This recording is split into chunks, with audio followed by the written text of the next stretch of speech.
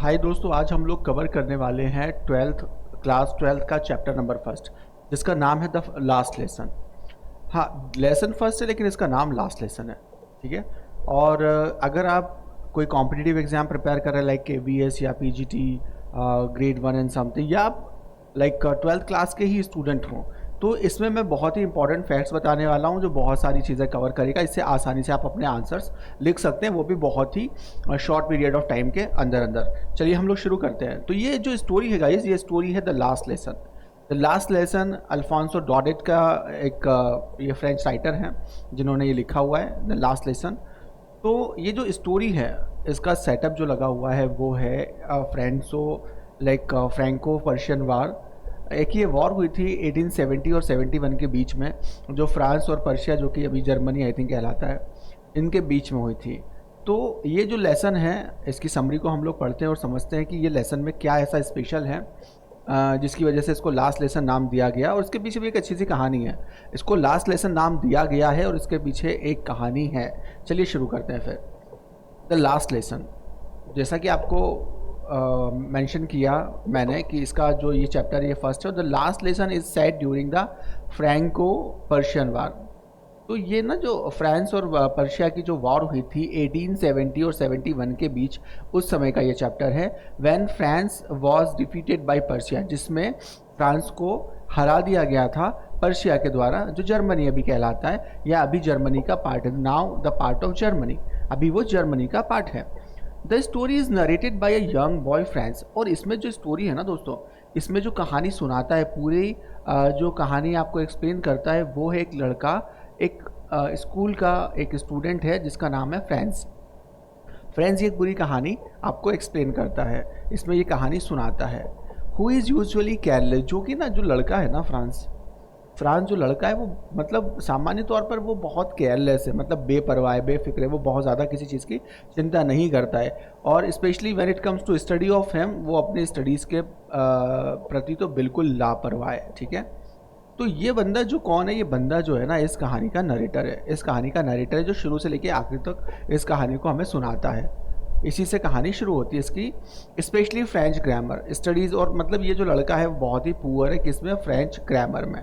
और ये ना उस दिन इसका टेस्ट होने वाला था फ्रेंच लैंग्वेज के पार्टिसिपल्स का। सो आगे की हम लोग समराइज करते हैं कहानी को। One day friends is surprise to see an unusually serious atmosphere in his school. एक दिन क्या होता है, फ्रेंड्स अपने स्कूल में पहुंचता है और उसके स्कूल में ना वो बिल्कुल एक डिफरेंट एटमोसफेयर देखता है, अनयूजुअली सीरियस एटमोसफेयर वो देखता है स्कूल में। He learns that it is their last French lesson. और ही लर्न्स दैट, वो सीखता है कि it is their last French lesson, कि ये जो आज का लेसन है हमारी फ्रेंच लैंग्वेज का, ये हमारा आज का लास्ट लेसन है। फ्रॉम द नेक्स्ट डे होता क्या है कि जब वॉर होती है फ्रेंच और पर्शिया की 1870 और 71 के बीच में, तो जो दो डिस्ट्रिक्ट हैं या दो टेरिटरी हैं, वो फ्रांस की गेट ओवर कर लेता है पर्शिया, उन पर कब्जा कर लेता है। तो उसके बाद वहाँ पे एक ऐसा आदेश होता है कि आज के बाद, इस पर्टिकुलर डे के बाद, वहाँ पर फ्रेंच लैंग्वेज नहीं पढ़ाई जाएगी। ठीक है। अब फ्रेंच लैंग्वेज वहाँ नहीं पढ़ाई जाएगी और अब वहाँ पर जर्मनी पढ़ाई जाएगी। तो आप समझ सकते हो कि अगर आपको आपकी मदर टंग से दूर कर दिया जाएगा तो आपको कैसे लगेगा। हम लोग इंडियन लोग हैं और हमें सडनली कोई कह दे नहीं, अभी यहाँ पे ना हिंदी नहीं बोली जाएगी, कुछ और भाषा बोली जाएगी, तो ये हमारे लिए बहुत ही एक दुख भरी बात होगी, हमारे लिए एक सडन चीज़ होगी और हम बिल्कुल एकदम टूट जाएंगे, क्योंकि ये हमारे देश का मामला है, हमारी भाषा का मामला है। उसी तरीके से जो फ्रेंच है, स्कूल स्टूडेंट है, उसको जैसे ही पता लगता है कि आज हमारे फ्रेंच लैंग्वेज का लास्ट लेसन है, तो उसके दिमाग में बहुत भयंकर सा गहरा सा असर पड़ता है। Last French lesson from the next day, German would be taught in schools of Alaska and Lorraine. जो दो टेरिटरी वहाँ पे कब्जा हुई हैं, या दो टेरिटरी को टेक ओवर कर लिया है जर्मनी ने, पर्शिया ने, तो ये अलास्का और लॉरेन, दो ये डिस्ट्रिक्ट हैं जिन पर अब जर्मन का अधिकार हो गया है। तो यहाँ पर जो फ्रांस की जो नेशनल लैंग्वेज है फ्रेंच, वो नहीं पढ़ाई जाएगी, बल्कि अब जो नए जिस कंट्री ने टेक ओवर किया है उनकी लैंग्वेज जर्मनी पढ़ाई जाएगी। अब देखिएगा ये जो इसमें अगला कैरेक्टर है ना, ये बहुत ही इंपॉर्टेंट कैरेक्टर है। ये टीचर हैं एम हैमल, ये इसके टीचर हैं एम हैमल। और एम हैमिल जो है वो बहुत ही डेडिकेटेड टीचर हैं। एम हैमिल जो है वो बहुत ही एक डेडिकेटेड टीचर हैं और वो फ्रांस के जो हैं वो फ्रेंच लैंग्वेज के टीचर हैं। देखो उसके थोड़ा सा कैरेक्टराइज उसको हम लोग कर ले। They are strict but kind hearted French teacher, मतलब ही इज़ अ बहुत वो स्ट्रिक्ट तो थे लेकिन जब पढ़ाते थे तभी स्ट्रिक्ट थे, उसके अलावा बच्चों के साथ उनका बहुत अच्छा व्यवहार था, उनके स्टूडेंट्स का उनके साथ बहुत अच्छा व्यवहार था। इज़ वेरी इमोशनल, और वो अपने स्टूडेंट्स को, अपने बच्चों को लेके, अपने सब्जेक्ट को लेके, अपनी लैंग्वेज को लेकर बहुत ही इमोशनल थे। He tells the student to respect and preserve their language. वो मतलब कहते हैं अपने स्टूडेंट्स को कि अपनी लैंग्वेज की रिस्पेक्ट करो, इसको बचा के रखो मेरे भाई, इसको बचा कर रखो, क्योंकि देश से भाषा आपकी, आपका देश आपकी भाषा आपकी पहचान होता है, आपकी इज्जत होता है। अगर आप इसको खोते हो तो समझ लो आप अपने स्वाभिमान, आप अपने आत्मसम्मान, सेल्फ रिस्पेक्ट को खो रहे हो। Because losing one's language means losing one's identity. मतलब अगर कोई अपनी भाषा को खो देता है मतलब वो अपनी आइडेंटिटी, अपनी पहचान को भी खो देता है। अब ये किससे कहा है? ये फ्रेंच लैंग्वेज के टीचर है एम हैमिल, उन्होंने कहा है। किससे कहा है? जो जितने भी फ्रेंच स्टूडेंट थे उनसे और फ्रेंड्स से। आगे की स्टोरी हम लोग देखते हैं। फ्रेंड्स, जो लड़का है, यंग लड़का जो स्कूल लेट पहुंचता है और जिसको फ्रेंच सीखने में बड़ा, उसे मतलब ये सारी चीज़ें फ्रेंच सीखना बड़ा डल और बोरिंग सा लगता है, तो French for the first time, French को रिग्रेट हुआ first time not studying properly and realize the value of his mother tongue. अभी तक क्या होता था, फ्रेंच हमेशा फ्रेंच लेसन्स को हमेशा इग्नोर करता था, वो कोशिश करता था कैसे भी इनको प्रोकास्टिनेट किया जाए, टाल मटोल की जाए इनके साथ फॉर द फर्स्ट टाइम। लेकिन इस बार उसको क्या हो रहा था, जैसे उसको रियलाइज़ हुआ, अब यहाँ पे आयरनी हो रही, जब लिटरेरी टर्म अगर आ रहे हैं तो यहाँ पे आयरनी आ जाएगा, क्योंकि उसको रियलाइज़ हो रहा है बिल्कुल लास्ट मौके पे। फ्रेंच जो है ना, फॉर द लास्ट टाइम वो रिग्रेट करता है कि अरे नॉट स्टडिंग प्रॉपर्ली, मैंने क्यों नहीं पढ़ा, अब तो मैं फ्रेंच पढ़ भी नहीं पाऊंगा। वो रियलाइज़ करता है कि उसकी मदर टंग की वैल्यू क्या है। क्या रियलाइज़ करता है वो रियलाइज़ करता है कि उसके मदर टंग की वैल्यू क्या है, क्योंकि अब उसकी मदर टंग उसको पढ़ाई ही नहीं जाएगी, उसको फ्रेंच पढ़ाई ही नहीं जाएगी। अगले दिन से उसके उनके जो दुश्मन है उनकी भाषा जर्मन पढ़ाई जाएगी। तो अभी आगे का सीन क्या होता है, अब आप थोड़ा समझना कि ये होता है कि जैसे वॉर चल रही, तो पूरा एरिया जो है उसमें वॉर का माहौल है, लेकिन एम हैमिल जो है वो अपना लास्ट लेसन स्कूल में डिलीवर कर रहे होते हैं, क्योंकि अगर जो ना फ्रेंच लैंग्वेज अगर पढ़ाई नहीं जाएगी तो फिर फ्रेंच के टीचर की ज़रूरत ही क्या है। ठीक है, M Hamel delivers last lesson with dignity and pride. अपना जो लास्ट लेसन जो है एम हैमिल जो टीचर हैं वो डिलीवर करते हैं, और इस दिन ना उन्होंने एक स्पेशल जो उनके ड्रेस होती है, उस दिन वो स्पेशल ड्रेस पहनी थी, उन्होंने ग्रीन कोट पहन रखा था, उन्होंने एक ब्लैक हैट पहन रखी थी, थ्री एंगल वाली, ट्रायंगल वाली, और मतलब ये जो इस तरह के जो कपड़े ना वो स्पेशल ओकेजन्स पे वो पहनते थे। लेकिन जो लास्ट लेसन उन्होंने, क्योंकि उनको डिलीवर करना था, तो उस दिन भी उन्होंने वही वाली स्पेशल ड्रेस पहनी थी। उसको देख कर भी फ्रेंच बड़ा सरप्राइज था कि आज कौन सा दिन है, क्योंकि ये वाली जो ड्रेस सर ने पहनी वो हमेशा कुछ स्पेशल ओकेजन्स में पहनते हैं, like prize distribution and something. So M Hamel जो है वो अपना लास्ट लेसन ना डिलीवर करते हैं विद डिग्निटी और प्राइड, और डिग्निटी और प्राइड के साथ अपना लास्ट लेसन वो डिलीवर करते हैं। राइटिंग वाइव ला फ्रेंच, अभी उन्होंने फ्रेंच में ही लिखा हुआ है, लॉन्ग लीव फ्रेंच। एक लास्ट अपने बोर्ड पे वो लाइन लिखते हैं, बहुत इंपॉर्टेंट लाइन है, वन लाइनर में पूछा जाता है, ये आपके शॉर्ट आंसर क्वेश्चन है उसमें भी आपको पूछा जाता है। वाइव लव फ्रेंच का मतलब हो गया लॉन्ग लीव फ्रेंच, मतलब आप फॉर फ्रेंच जिंदाबाद, ऐसा कुछ उसमें लिखा हुआ है ऑन द ब्लैक बोर्ड। अब देखो दो बोर्ड है वहाँ पे, आप थोड़ा ध्यान देना। पहला बोर्ड तो जिस पे सारे नोटिस, सारी न्यूज़ेज आ रही हैं, जो कि अंदर मार्केट पे, गलियों में, मार्केट में, रोड्स पे लगा हुआ। सेकंड ये ब्लैक बोर्ड है जो एम हैमिल सर के क्लासरूम का ब्लैक बोर्ड है, और उस पर उन्होंने मतलब लिखा हुआ है वाइव ला फ्रांस, मतलब लॉन्ग लिव फ्रांस, मतलब फ्रांस जिंदाबाद। तो ये भी आपको ध्यान रखना है कि ये कहाँ पे कौन से वाले बोर्ड पे लिखा हुआ है, क्योंकि वन लाइनर फैक्ट हो सकता है। आगे आपको देखना, क्योंकि आप इसमें अभी MCQs भी आ जाएंगे, और इसमें समरी में आपको बता रहा हूँ कि जो जो चीज़ें इंपॉर्टेंट हैं वो आपको ध्यान देने की ज़रूरत है। द स्टोरी हाईलाइट्स, ये स्टोरी हाईलाइट करती है, क्या हाईलाइट करती है गाइज, ये जो स्टोरी है द लास्ट लेसन, ये हाईलाइट करती है पैट्रियोटिज्म, लिंग्विस्टिक आइडेंटिटी, रिग्रेट, मतलब देशभक्ति हम ये इसको शो कर रही है फ्रांस के सिटीजन्स की, जो अपने देश के प्रति अपनी देशभक्ति दिखा रहे हैं। लिंग्विस्टिक आइडेंटिटी की, भाषा की क्या आइडेंटिटी होती है, भाषा कितनी ज़रूरी है, क्योंकि भाषा हमारी एक पहचान होती है। भाषा क्या होती है? भाषा हमारी एक पहचान होती है। Regret the importance of education on language. और यहाँ पे रिग्रेट भी दिखाया कि वहाँ के लोकल सिटीजन से वो रिग्रेट कर रहे हैं कि अरे अब हम हमारी लैंग्वेज ही नहीं पढ़ पाएंगे क्योंकि हमारे देश हमारे शहरों पे तो हमारे दुश्मन ने कब्जा कर लिया है और अब वो उसकी भाषा पढ़ाएगा। The importance of education and language. Guys, the importance of education और लैंग्वेज की, एजुकेशन और लैंग्वेज का क्या इम्पोर्टेंस है, एजुकेशन का क्या इम्पोर्टेंस है, लैंग्वेज का क्या इम्पोर्टेंट है, ध्यान देना आप लोग। चलिए, अब जो इसकी ना मतलब समरी है, अब मुझे हिंदी में तो मुझे नहीं लगता आपको बताने की ज़रूरत है। देखो, फिर भी मैं आपको जस्ट हाईलाइट कर देता हूँ कुछ points.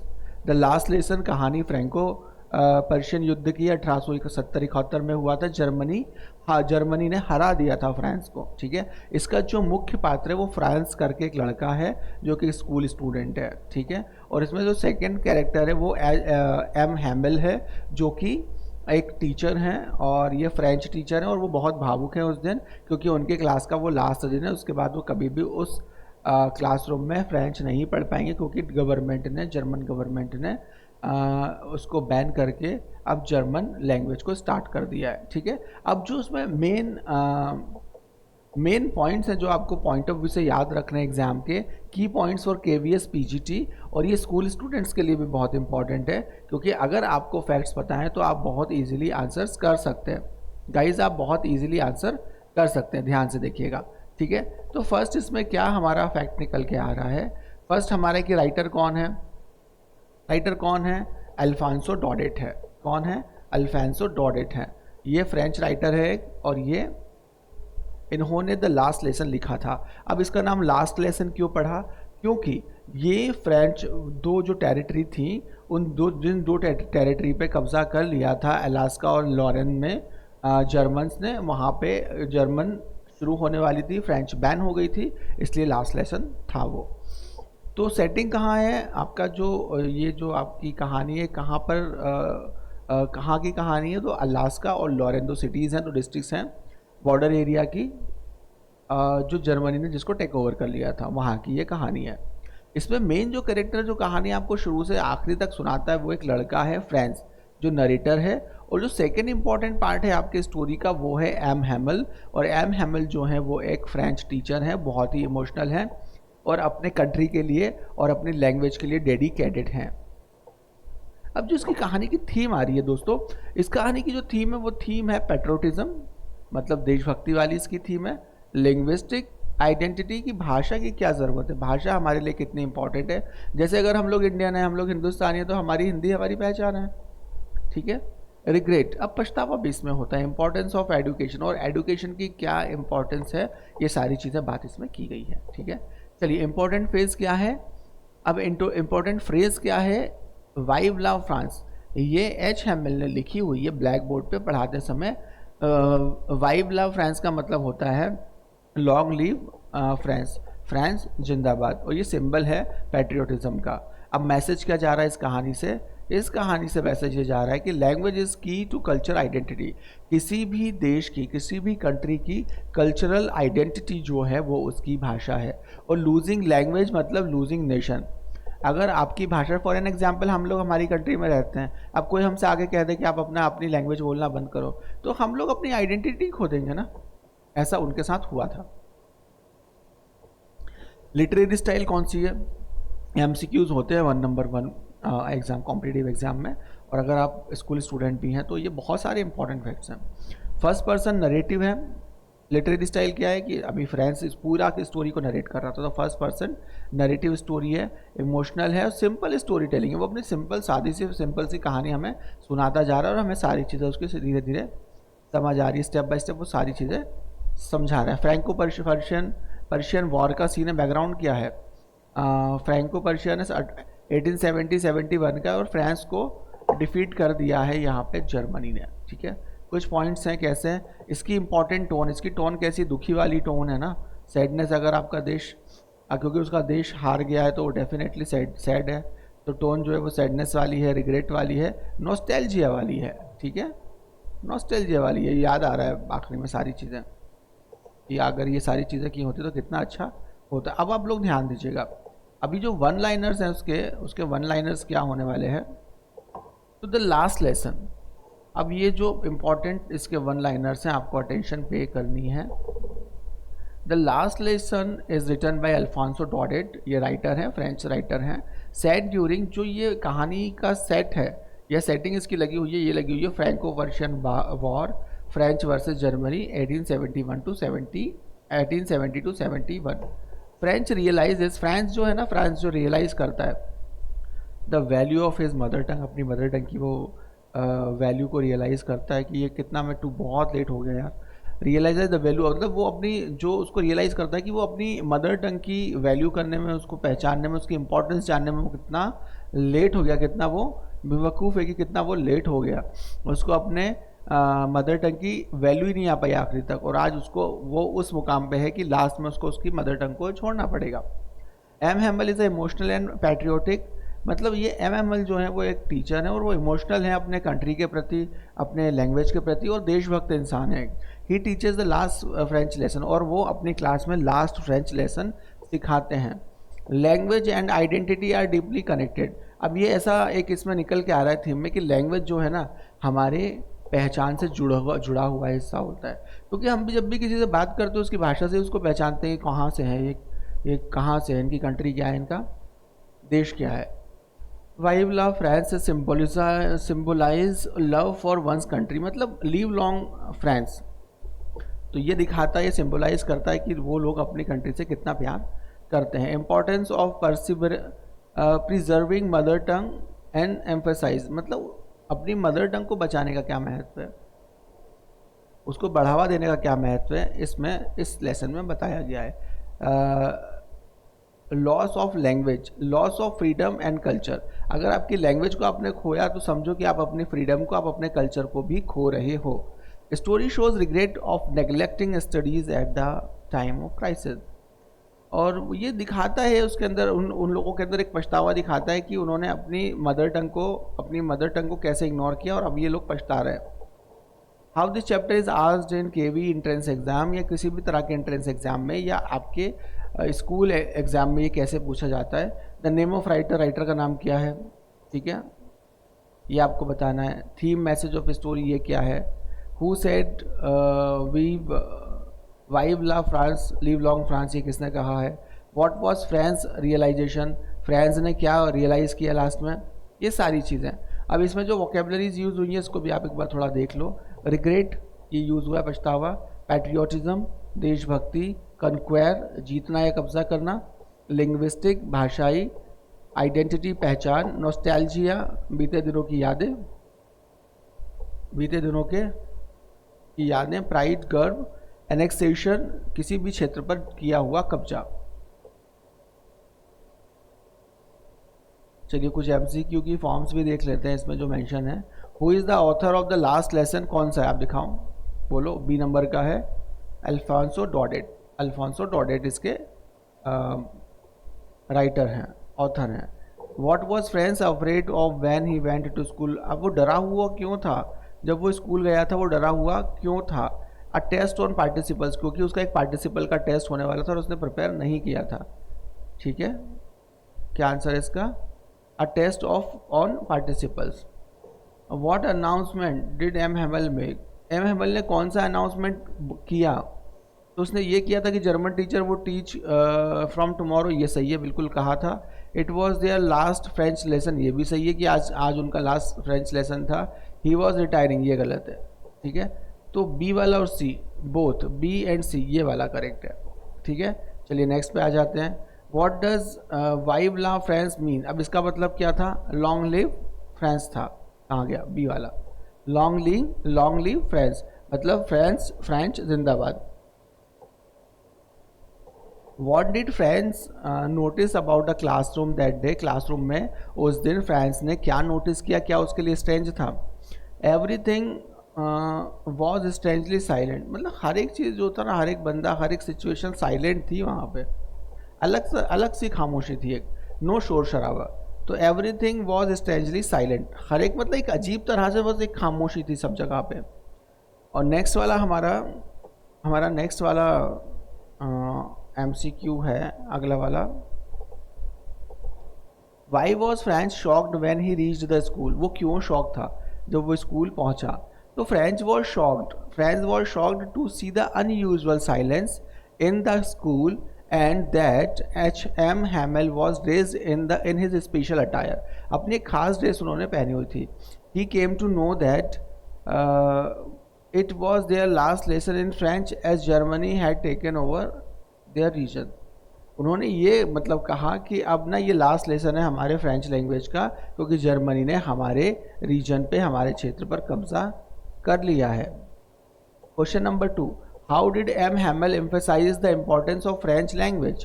M. Hamel said that French was the most beautiful, logical and clearest language. उन्होंने कहा कि बहुत ही beautiful है, logical और एक clearest language है in the world. He stressed that when people are enslaved, as long as they hold fast to their language, it is like holding the key to their freedom. उनका ऐसा मानना था कि that the he stressed, उन्होंने जोर दिया that when the people are enslaved, जब पीपल आज इंस्लेव हैं मतलब बंदी बना लिए गए हैं, as long as they hold fast to their language, और जितना वो ज़्यादा जल्दी अपने लैंग्वेज पे कमांड करेंगे, it is like holding to the key to their freedom, मतलब उतनी जल्दी वो अपनी आज़ादी की तरफ बढ़ेंगे, क्योंकि भाषा हम सब लोगों को एक बनाती है, यूनाइटेड बनाती है, ताकतवर बनाती है। What emotion does the story highlight? अब किस तरह के इमोशंस को हाईलाइट करती है this story?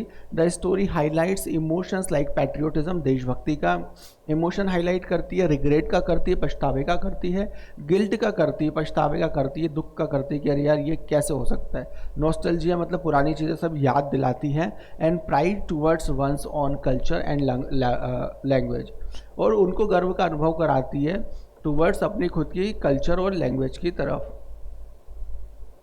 What lesson did Franz learn on the last day? अब कौन सा लेसन फ्रांस ने लास्ट डे पढ़ा है दोस्तों? तो Franz realize that the importance of learning one's own language and felt guilty for wasting his time earlier. He understood that language is linked with national identity and freedom. उसको ये लगता था ना पहले कि यार ये सब बकवास है, सब टाइम ख़राब करने वाली चीज़ है, लेकिन उसको रियलाइज़ होता है, बाद में उसको रियलाइज़ होता है, वो गिल्टी फील करता है कि उसने पहले टाइम वेस्ट कर दिया और अपनी खुद की भाषा नहीं सीखी, क्योंकि अब वो समझ गया है कि लैंग्वेज है ना वो लिंक्ड है नेशनल आइडेंटिटी और फ्रीडम से। Important one liner quick revision ये भी देख लो आप लोग। The setting of the stories Alsace and Lorraine, French territories lost to the Germany. अब उसके बाद फ्रेंच जो नरेटर है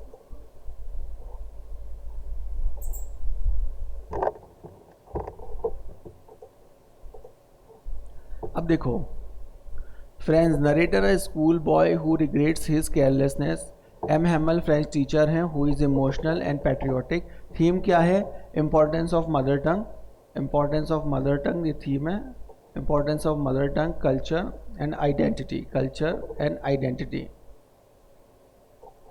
बैकग्राउंड क्या है? फ्रैंको पर्शियन वॉर है 1870-71, और वाइव लव फ्रांस का मतलब होता है long live France. Black board पे लिखा हुआ था at the end of the day.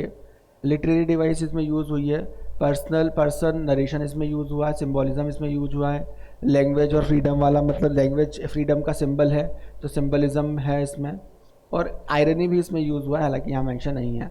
The story focused on loss of culture and language. ठीक है गाइज, आई होप ये सारी चीज़ें आपको बहुत ही मतलब यूज़फुल आपके लिए होंगी। अब इसमें जो याद करने लायक चीज़ें हैं वो आपको राइटर का नाम याद रखो, सेटिंग कहाँ है, बैकग्राउंड कहाँ है, मेन कैरेक्टर्स कहाँ है, कौन है, वाइव लव फ्रेंड्स का क्या मतलब है, स्टोरी का मेन मैसेज क्या है। चलिए, आई होप आपको ये वीडियो सारी चीज़ें समझ आई होंगी, और हम नेक्स्ट वीडियो में मिलेंगे नेक्स्ट लेसन के साथ। अंटिल तब तक सी यू, बाय बाय गाइस।